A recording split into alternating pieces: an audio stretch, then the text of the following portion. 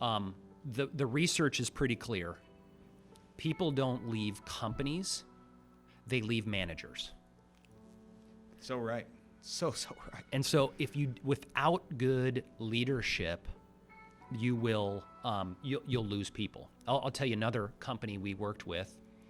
Again, one of those that's grown to multiple locations, and they could tell you the leaders that weren't as good as the others. Why? Because they had bigger turnover. Yeah.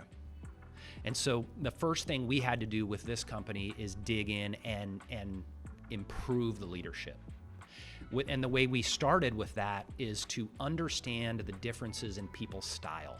Mm-hmm.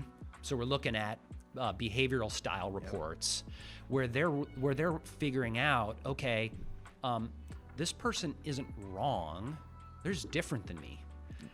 And they react to things different ways. They think about things different ways. They engage in different ways. And here I was just trying to make them be more like me. Mm-hmm. When what I need them to be is a successful version of them. So the leadership, yes, is you can't, it's like John Maxwell talks about the law of the lid.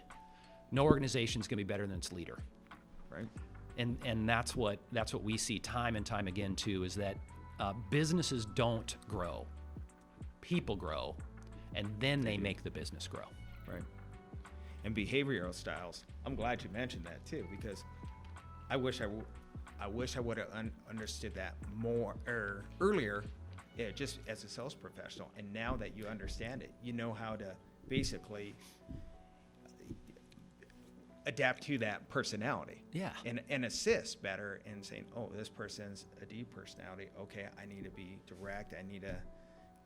They don't have much time. I got to get to the meat and potatoes real quick instead of all the fluff and everything around that. So that's right. And this gets back to, again, how do you engage with customers or even prospects?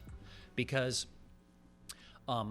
people appreciate it when you engage the same way that they want you to. Yeah. But if your approach is the same every time, no matter who's in front of you, it's just that's never going to work. The example I always give is my first W-2 job was waiting tables. And I showed up on my first day, walked up to the first table, and I poured it on, right? I'm going to give them all the personality. I'm going to make sure, I'm going to make sure that their beers are never empty, that I'm cracking jokes with them, I'm laughing, and it was great. And at the end of it, I had a big tip. So next table comes in. Hey, this approach worked once. Why wouldn't it work again? So exactly. I go up to that same table and I'm pouring it on, and all of a sudden I'm looking at them and they're like hiding behind their menus. They're barely talking to me. They're like, who is this annoying guy? And so my response was to like double down. I'm gonna, maybe I'm not bringing my best stuff here. I'm gonna give them more. Bring it more. Yeah. And it's like, no, stupid. They don't want you to be there. They came for themselves, and it's a different style. Yeah. They're not there for me. They're there for each other. And so what I had to learn to do waiting tables was to quickly observe and respond to what that customer wants. And it's no different with any other customer or prospect that we work with. Yeah.